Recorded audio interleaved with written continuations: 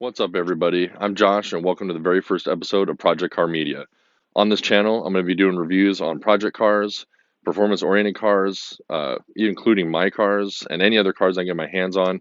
We're also going to be doing some very fun adventure episodes, so go ahead and like and subscribe to follow along. So today, we're going to kick this series off with my new track car project.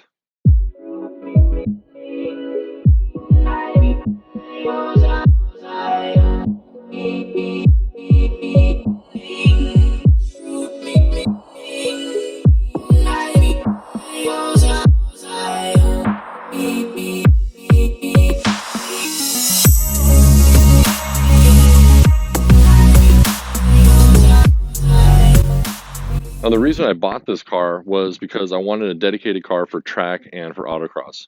And I love the E36. It's a great starting platform. The only thing I've done to this car so far is just change the oil, change the diff fluid, and I actually had to remove the headliner because the original owner pulled the fabric off of it and it was just raining foam on me. I originally started racing with the E36, but that car is now a drift car, and it was just becoming way too difficult to track and autocross with the drift car because the tail end kept coming out all the time.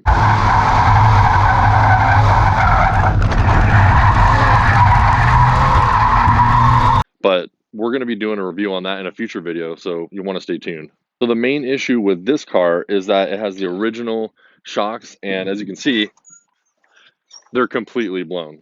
And also, because of that, the steering wheel shakes pretty bad at 60 miles an hour.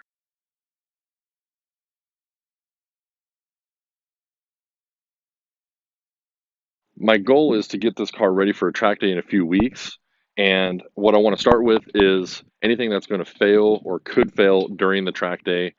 And I also, since I'm keeping the engine stock, I want to shed some weight and reduce some drag on the engine, which will help a lot. What I'm going to start with here, obviously, is some coilovers first. I'm going to do some Bilstein PSS9s. I've heard those are the go-to coilover for E36 track cars.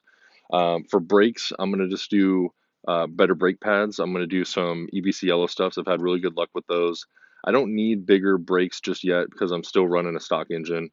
As far as wheels and tires go, I got some Style 60 BMW 17s that I run a 225 45 RS or Federal RSRR 200 treadwear tire. So I'm going to run with those. So under the hood, I'm going to replace a couple things that could possibly fail.